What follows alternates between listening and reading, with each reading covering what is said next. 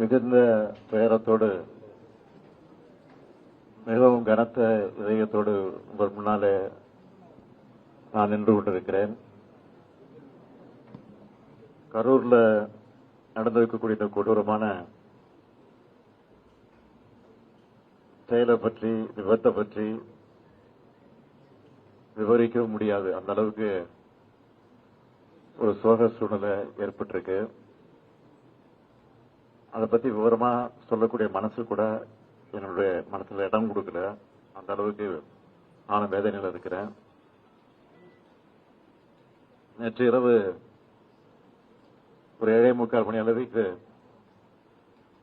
சென்னையில அதிகாரிகளோடு கலந்து பேசிக் கொண்டிருந்த போது கரூர்ல இப்படி ஒரு சம்பவம் ஏற்பட்டிருக்கு. கூட்ட நெரிசல்ல மூச்சுத்திணறல் ஏற்பட்டு பல பேர் மூச்சுத்திணறலுக்கு ஆளாகி மருத்துவமனைக்கு அழைச்சிட்டு போறாங்க அப்படின்னு ஒரு செய்தி எனக்கு கிடைச்சது.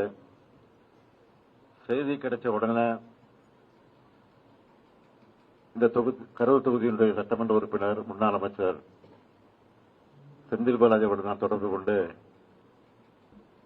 இந்த மாதிரி செய்தி கேள்விப்பட்டன, உண்மையா, உடனடியாக நீங்க மருத்துவமனைக்கு போங்க, போய் என்னன்னு பாருங்கன்னு சொன்னேன். அதுக்கப்புறம் கலெக்டர் இடத்துலையும் தொடர்பு கொண்டு நான் கேட்டபோது அவரும் சில விஷயங்கள் எல்லாம் சொன்னாரு. அடுத்த 5 நிமிடங்கள்ல மருத்துவமனைக்கு எடுத்து செல்லக்கூடிய முதல்ல 4-5 பேர் அழைத்துக்கிட்டு போயிருக்காங்கன்னு செய்தி வந்துச்சு. ஒரு போக போக பாத்தீங்கன்னா அதிகமான பேரை மருத்துவமனைக்கு தூக்கிட்டு போறாங்க அப்படின்னு செய்தி தொடர்ந்து வந்துட்டு இருந்துச்சு. அதுக்கப்புறம் பார்த்தா மரண செய்திகள் வர ஆரம்பிச்சிருச்சு. நான் கொஞ்சமும் எதிர்பார்க்கல. மரண செய்தி வர ஆரம்பிச்சோன்னே எனக்கு ஒரு அச்சம் ஏற்பட்டு உடனடியாக இந்த மாவட்டத்தினுடைய சுற்று வட்டாரத்தில் இருக்கக்கூடிய நம்முடைய அமைச்சர் பெருமக்கள், பக்கத்தில் இருக்கக்கூடிய மாவட்டங்களில் இருக்கக்கூடிய அமைச்சர் பெருமக்கள் எல்லாம் தொடர்பு கொண்டேன். அந்த அடிப்படையில் அன்பில் மகேஷ் தஞ்சாவூருக்கு போயிட்டு இருந்தாரு. அவரை தொடர்பு கொண்டு உடனடியாக கரூருக்கு போக சொல்லி உத்தரவு போட்டு அவரும் வந்தாரு. அதுக்கு பிறகு நம்முடைய மக்கள் நல்வாழ்வுத்துறை அமைச்சர் மா சுப்பிரமணியத்தை சென்னையிலிருந்து உடனடியாக போய் என்னன்னு பாருங்க அப்படின்னு அவரையும் அனுப்பிச்சு வச்சேன்.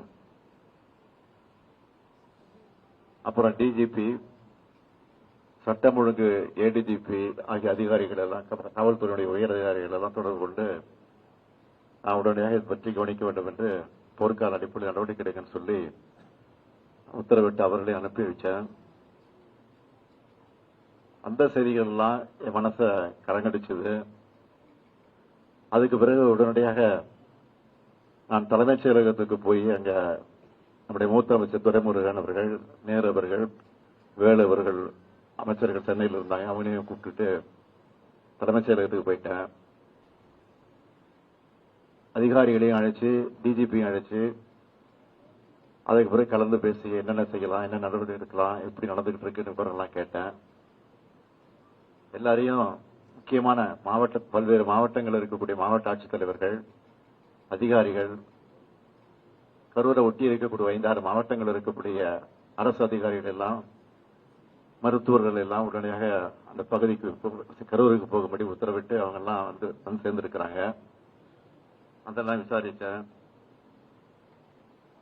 ஆக இப்படிப்பட்ட நேரத்தில் பொதுமக்களும் ஒத்துழைப்பு தர வேண்டும் என்று நான் கேட்டுக் கொண்டிருக்கிறேன். அது சம்பந்தமாக அறிக்கையும் வெளியிட்டிருக்கிறேன். பெரும் துயரத்துக்கு இந்த சம்பவத்தில் மொத்தம் 39 உயிர்கள் இதுவரைக்கும் நம்ம இழந்திருக்கிறோம்.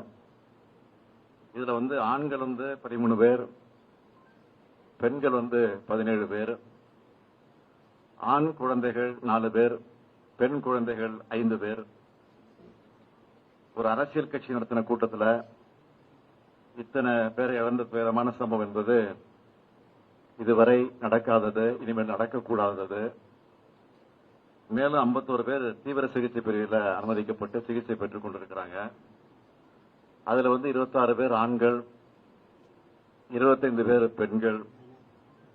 இவங்க எல்லாரும் விரைவில் குணமடைந்து நலமடைந்து விரைவில் வர வேண்டும் என்று நான் நம்புகிறேன். வருவார்கள் என்று நிச்சயமாக நான் நம்புகிறேன்.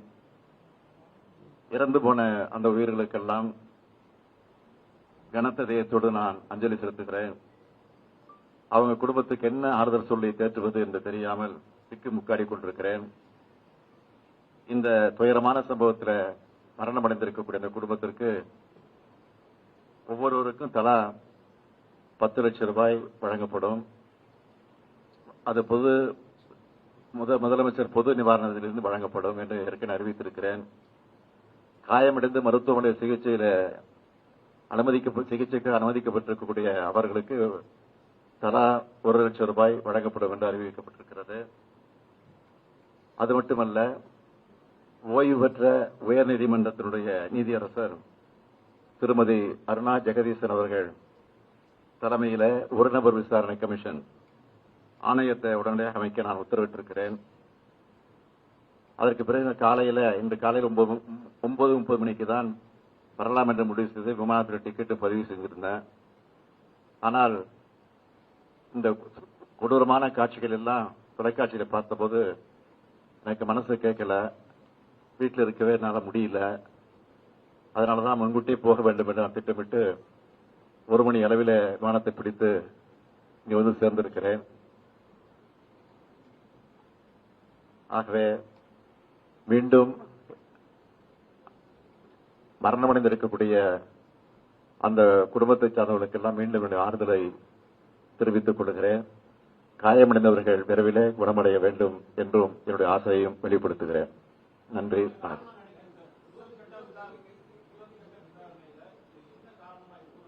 அதுக்குதான் உயர்நீதிமன்றத்தினுடைய ஓய்வு பெற்ற நீதிபதி தலைமையில ஆணையம் அமைக்கப்பட்டிருக்கு. அந்த ஆணையம் விசாரிச்சு முழுமையா சொல்லும். இதுக்கிடையில நீங்க கேட்கிற மாதிரி அரசியல் நோக்கத்தோடு எதையும் சொல்ல நான் விரும்பல. திருப்பி தான் சொல்ல போறேன். ஆனா ஆணையம் அதுக்காக அமைச்சிருக்கிறோம். அந்த ஆணையத்தின் மூலமாக உண்மை வெளிவரும். அந்த உண்மை வெளிவருகிறவர் நிச்சயமாக உரிய நடவடிக்கை எடுக்கப்படும்.